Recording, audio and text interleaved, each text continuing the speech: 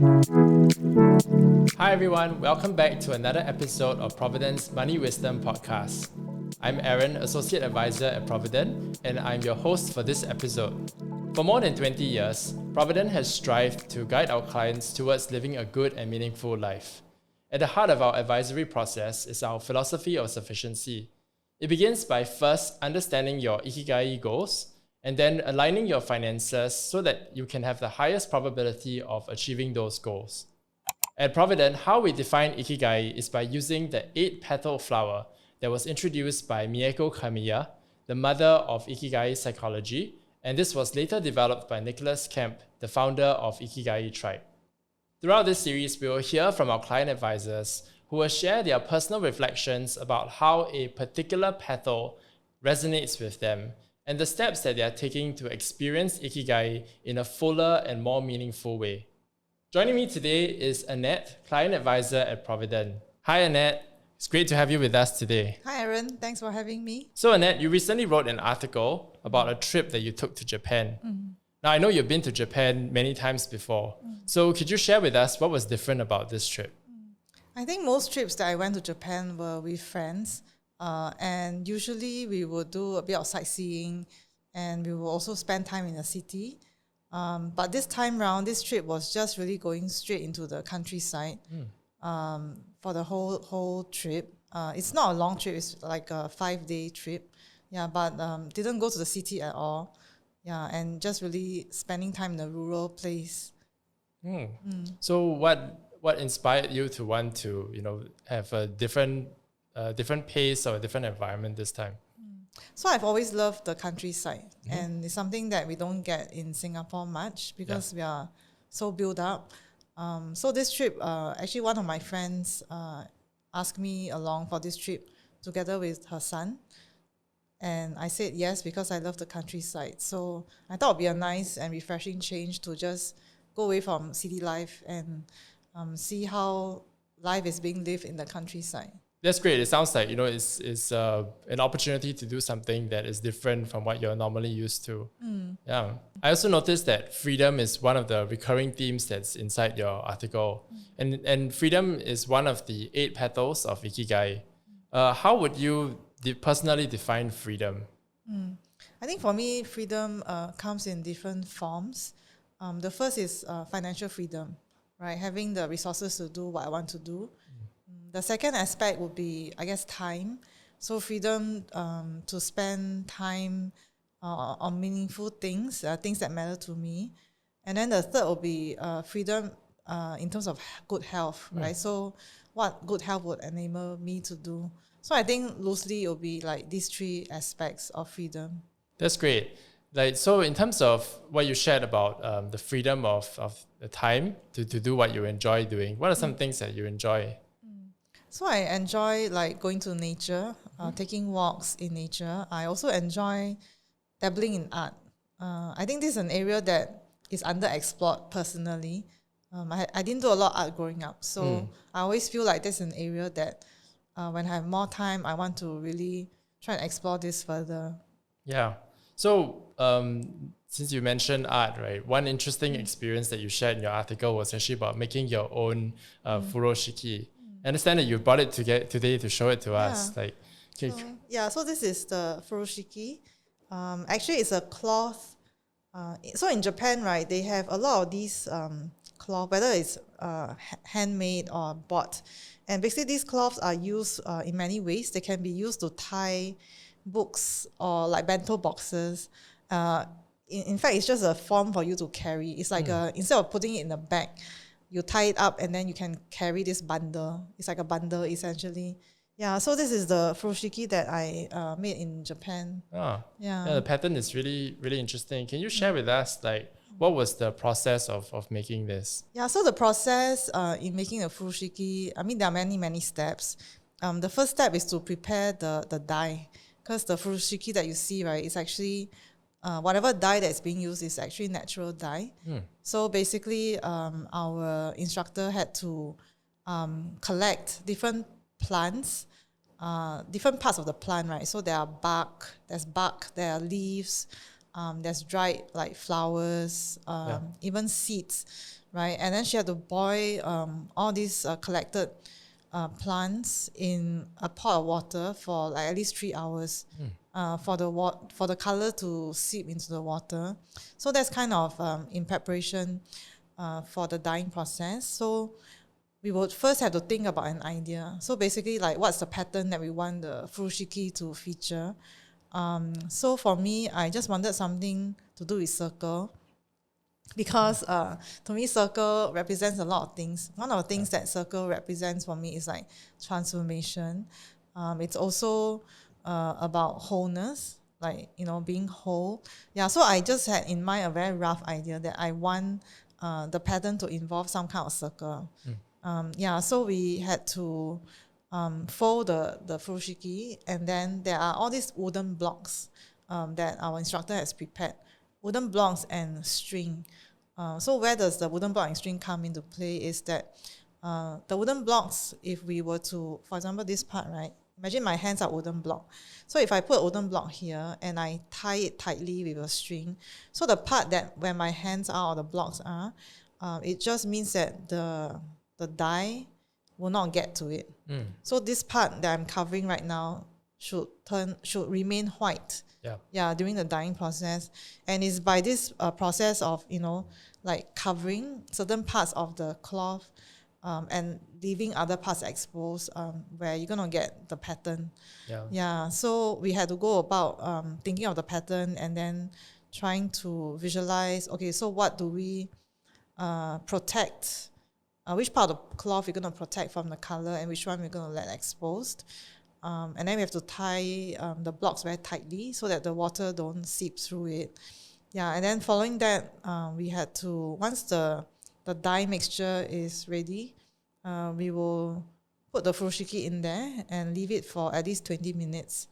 And then that's just the first round, and then we take it out and we wash it.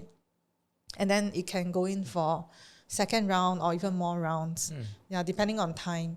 So for the one that we did, we only managed to do 2 rounds of the color because there wasn't enough time. But effectively you could go up to like 7 times to get like a darker shade on the furoshiki.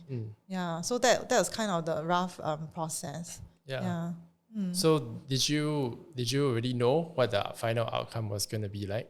No, not really. So I had envisioned my head like concentric circles. But I mean, what came out was like more like a dandelion.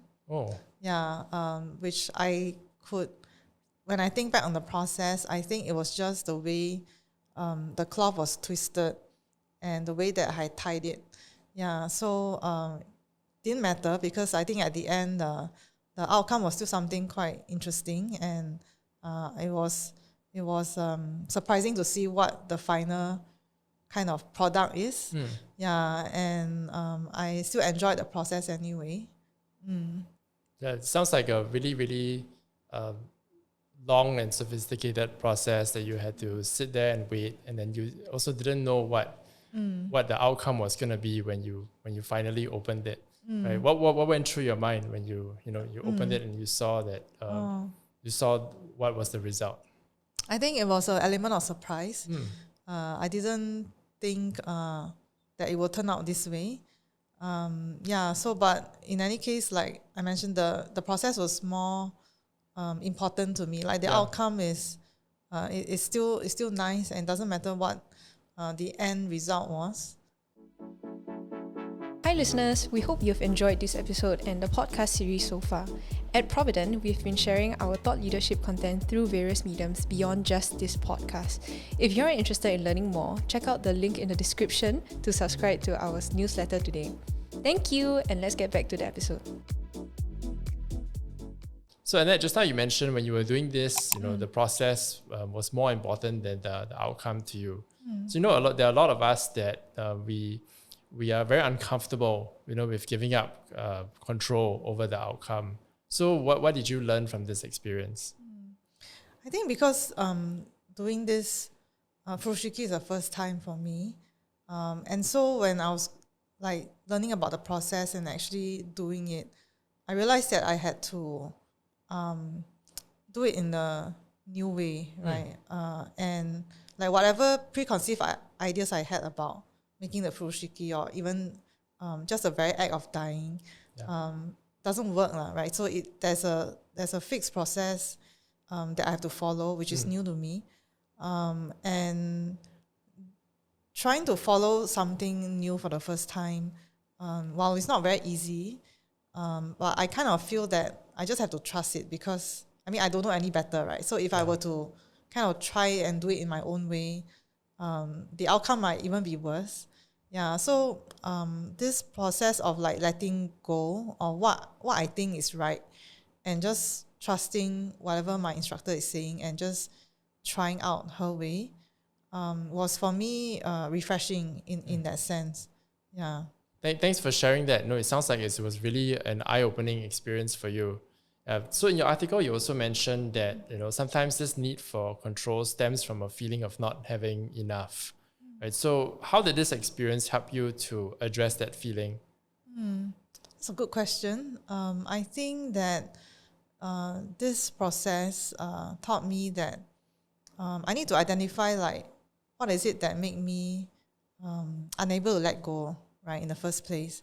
Yeah. So when it comes to like saving up for retirement and investing the retirement fund, there's always this feeling of not having enough, and I wanted to kind of address it and find a way where I don't have to feel that it's not enough, right? So I want like the number to feel enough, because that's what I struggle with.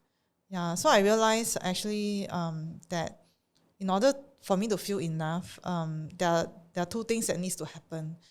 So firstly, I need to like have a budget to spend, because if we don't define how much we are able to spend, and not just like an overall budget, I mean of course that's a beginning, but to like break it down into different categories of spending, right? So like how much I'll spend for entertainment, how much I will spend say on holidays.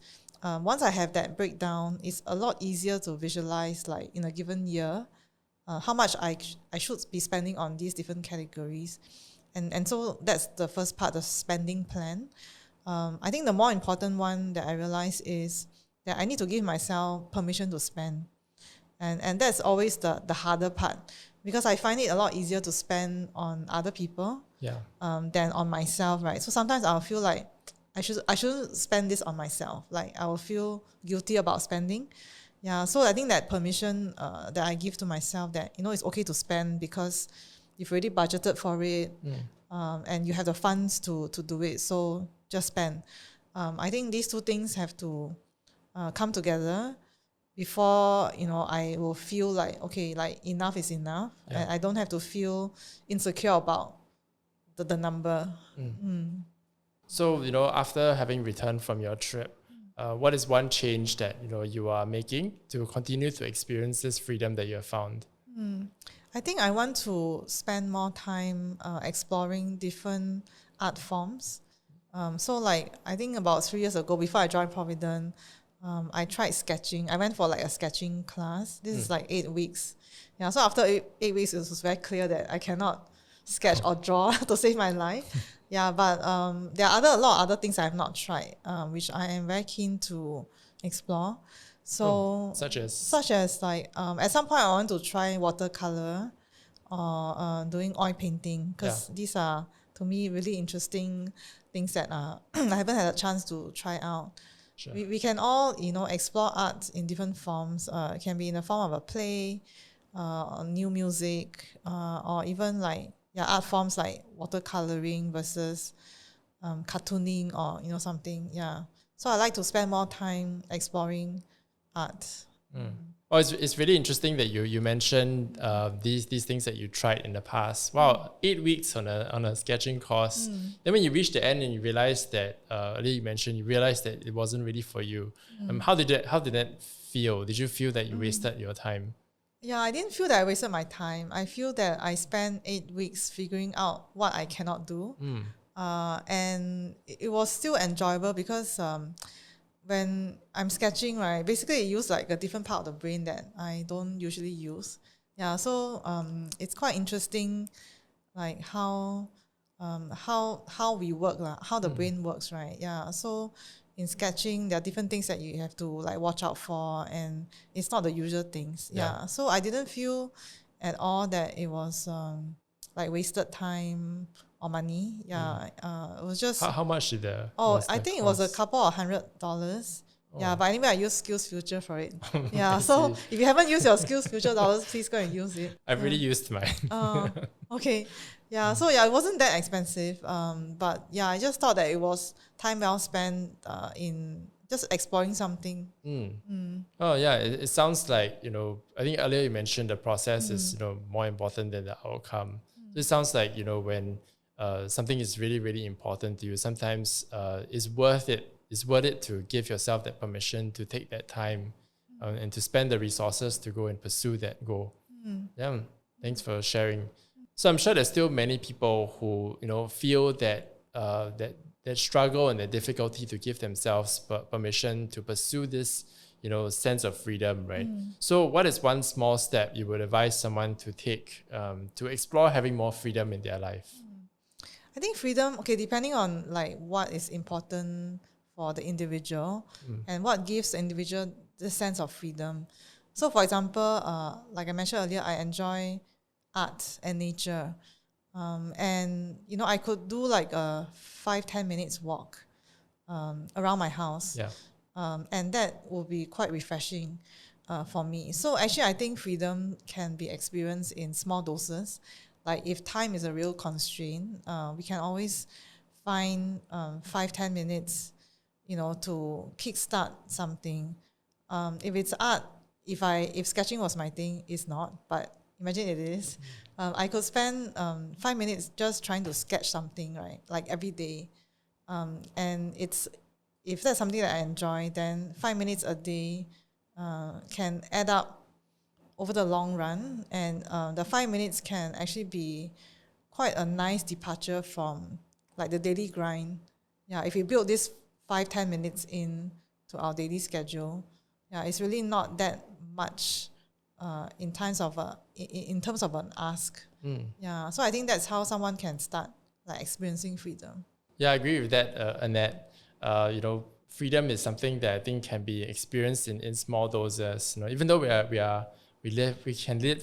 even though we lead very busy lives, right? We don't really have to wait until we're retired or we hit certain milestones. Ikigai, especially in the freedom petal, is something that I think we can enjoy in small doses, right? We can carve out little bits of our day, like 5 to 10 minutes of our day, to really explore something that we find that's meaningful doing, or we find that's meaningful and worth of our time. To just find that sense of freedom and just enjoy it. All right, thanks Annette for joining us today and for sharing your reflections with us. So we've come to the end of this episode. I hope you have enjoyed our discussion on the Freedom Ikigai petal. Do check out Annette's article, which will be linked in the description below. So if you enjoyed this episode, please follow, rate, and share our podcast with your friends and family. And as always, thank you for listening, and we'll see you in the next episode. All analysis, views, or opinions from interviews, recommendations, and other information broadcasted, podcasted, or published herein are provided for general information purposes only.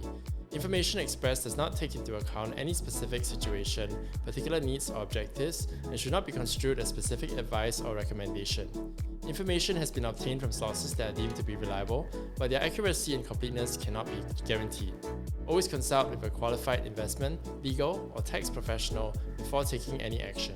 Providend Limited does not accept any liability for any loss whatsoever arising from any use of the information broadcasted, podcasted, or published herein. All content information contained herein may not be copied or reproduced in whole or in part by any means without prior consent of Providend Limited.